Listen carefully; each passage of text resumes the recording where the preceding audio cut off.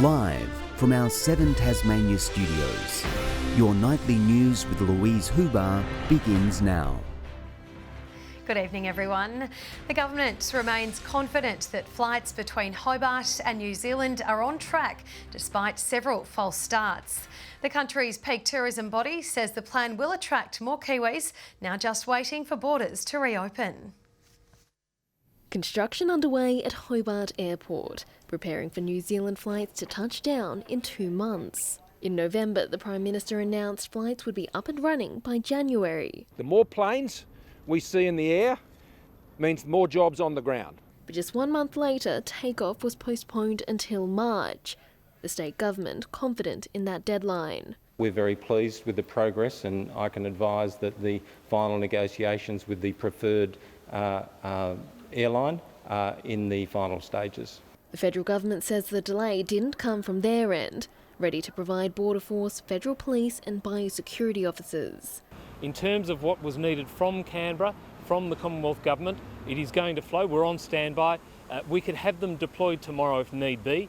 As impatient travellers wait for a departure date, the airport says infrastructure for the international terminal is on track, but an airline is yet to be named, likely to come down to Qantas, Virgin or Air New Zealand. I think airlines are desperate to do anything that makes a bit of revenue or makes a bit of money at the moment. I mean, you've had Qantas announcing all these new routes. At the moment, it would be one-way travel, but the country's peak tourism body wants to see that changed. We'd like to see the border opened across the Tasman, treat Australasia as one market and still respond as necessary to those health threats. With the direct flight likely to make Tasmania a popular tourism destination for Kiwis. Ease of travel, we know, is a big influence over people's decisions. As soon as you have to start making connections, you're spending times in airports, more chances of disruption, you might choose another place to go.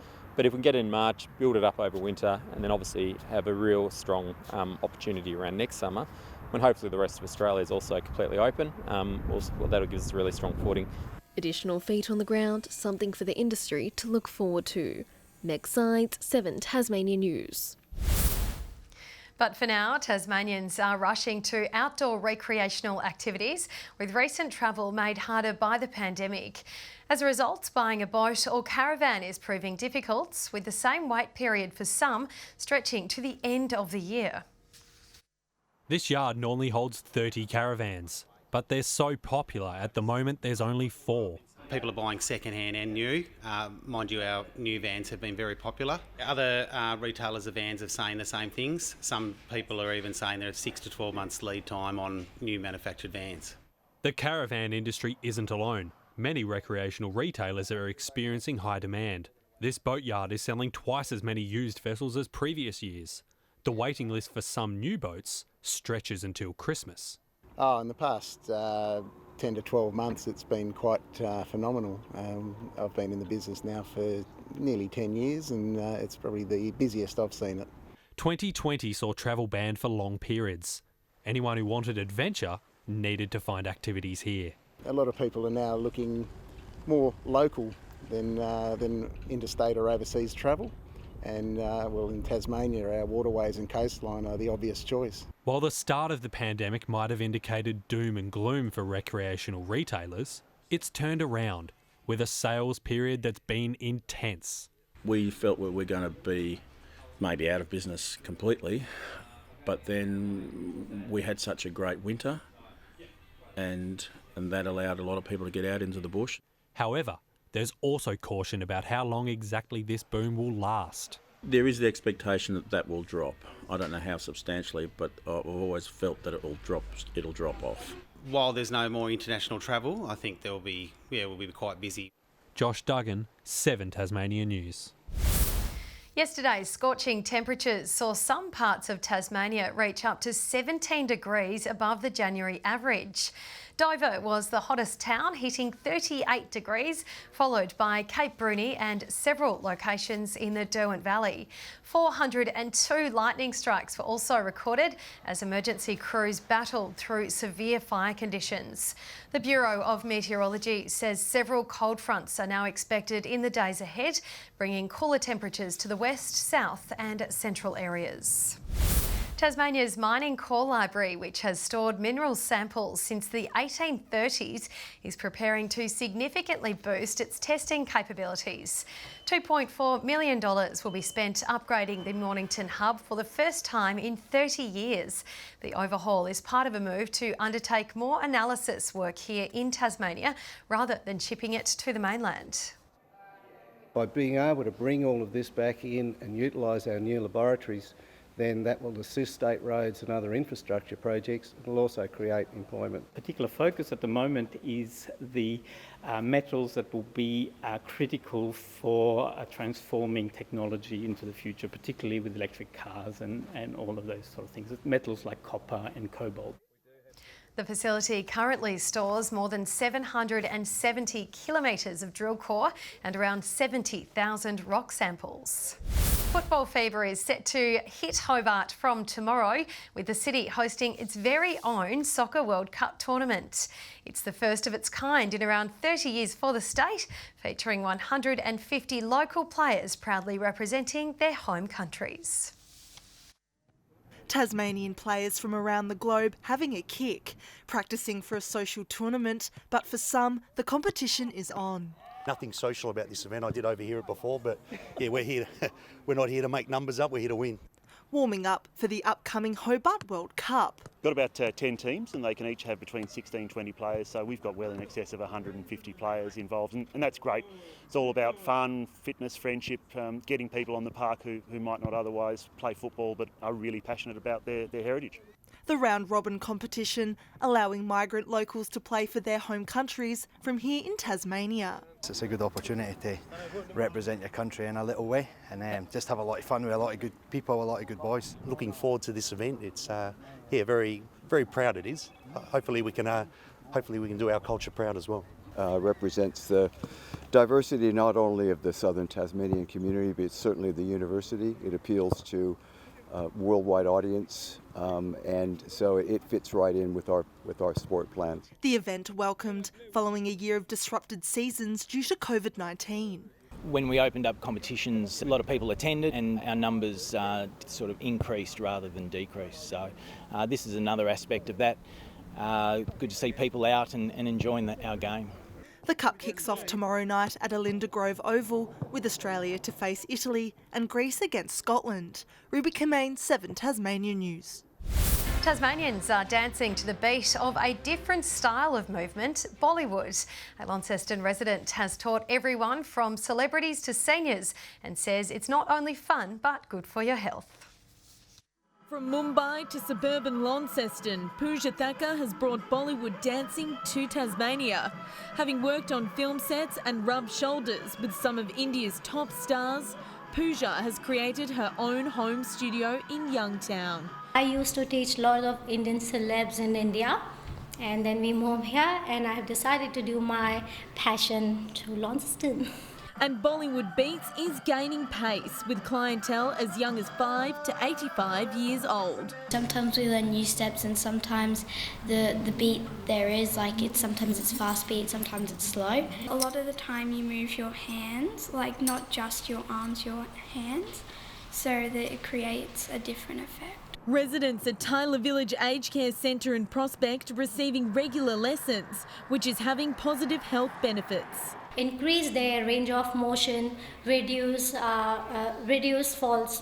risk of falls, and it's increase endurance and strength and balancing. Especially it's good for coordination and balancing. Her young students now hoping to follow in her footsteps. You plan on becoming professional Bollywood dancers, any of you? Yes. A passion these young women hope to turn into a profession. Elizabeth O'Neill, 7 Tasmania News. The Launceston Tornadoes have announced their first signing of the 2021 NBL1 season. Keely Frolling comes into the squad, having just played a crucial role for the Canberra Capitals. The Tornadoes' newest recruit is finally on her way after a false start last year. So I'm really excited to be coming to Launceston for the second time. Obviously the first time didn't work out and I was really excited to go, so I wanted to come back. The 24-year-old Queenslander was due to join the squad last season until it was derailed by the pandemic. A two-time WNBL winner with the Canberra Capitals, she'll raise the level of the second division outfit. Keely, I guess, fits really well in our style of play.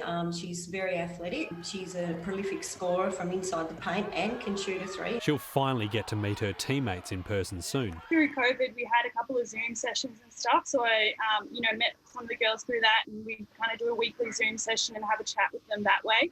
In the frame for Olympic team selection, she could miss part of the season. We don't know what's going on with the Olympics, obviously, and that sort of thing. So we know it's in that June, July sort of area. So I'm hoping to play as many games as possible. And just to have Keely, even if it was for part of the season, as I said before, the value she brings is, you can't put a price on that. A valuable addition, with the squad being built out ahead of the April 17 season start. Josh Duggan, 7 Tasmania News. In soccer news, the Devonport Strikers have been selected as a new addition to the Women's Super League for the next 3 seasons. Launceston United and Taroona are also joining the league, with the expansion aimed at making a truly statewide competition. It's partly to make sure that there's an opportunity for all women and girls that want to play to have a pathway. We're heading towards a Women's National Premier League competition, which is the next level up. And the next 3 years will see us get there. So we've got a great mix of experienced and young players. And last year we had a very successful year winning the championship, which is our goal. So we're very excited to be back at the top level of competition. Football Tasmania is considering adding an 8th team to the league before 2023. Good evening. The north and the east with the best weather today. Launceston the warmest, 28 degrees, Hobart 21 and Burnie 24, Devonport 25. The overnight showers and thunderstorms contracted to the west and south and then cleared around lunchtime. St Helens recorded 27, Friendly Beaches 24, Smithton and Low Head 22, Flinders Island and Bushy Park 21, King Island, Grove and Strawn all 19 degrees. Now here's today's cloud pattern indicating the clear skies over the north and northeast. Cloud with the cold front now off to the east of the state, another cold front south of WA, patchy low cloud over the east of the mainland. Tomorrow, that next cold front approaches us, directing a northeasterly airflow over the state, troughs the main aspect of the weather on the North Island. The wind's variable to 15 knots over the west, but as mentioned, northeasterlies up to 20 knots elsewhere and stronger over the lower east. A strong wind warning in that area from Wineglass Bay to Tasman Island.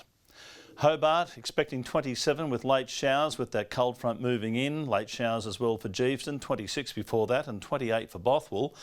Launceston expecting a high of 25 degrees, a late shower, same for Devonport, but 21 the maximum and 26 for Cressy. Burnie, a high of 21 degrees, late showers for Strawn, 23, 21 for Curry on King Island, missing that rain to start with. Partly cloudy for St Helens and 21, maybe a late shower for Swansea, 24 and 24 for Orford as well. UV peaking at 11, and if you want to witness the crack of dawn, be up at 9 minutes to 6. On Thursday, partly cloudy over the northwest with showers developing over other regions. Showers forecast for Friday, easing in the evening, and on Saturday, showers over the west, central and south, mainly fine but windy for the rest of the state. A sunny 33 in Perth, partly cloudy in Adelaide, sunny in Melbourne, 32 there. Hot in Canberra tomorrow, warm in Sydney and partly cloudy in Brisbane. Still sunny, Hobart 18 degrees, warm in Launceston, 26 at the moment, Devonport fine and 22 degrees. Louise, I've just been thinking, Kim Miller's only been back here 6 or 7 months reading the news and she's got holidays already. What do you think about that? She probably needs a bit of a break from you, Murph. I don't mind how much time she takes off. And that's all your news for now. We'll be back later with updates. Thanks so much for joining us. Good night.